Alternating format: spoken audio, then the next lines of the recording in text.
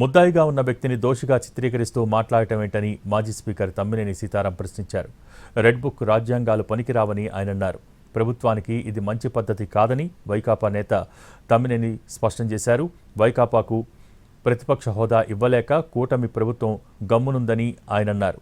Rajahmundry central జైల్లో ఉన్న MP Mithun రెడ్డిని మాజీ స్పీకర్ తమ్మినేని ములాఖతులో కలిశారు.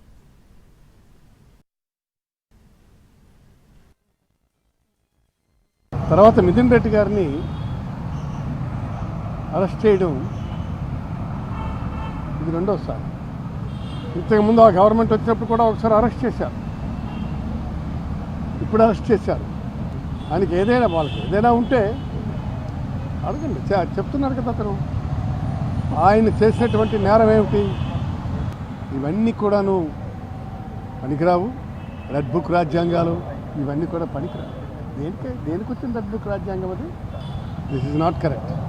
తర్వాత మిథున్ రెడ్డి గారిని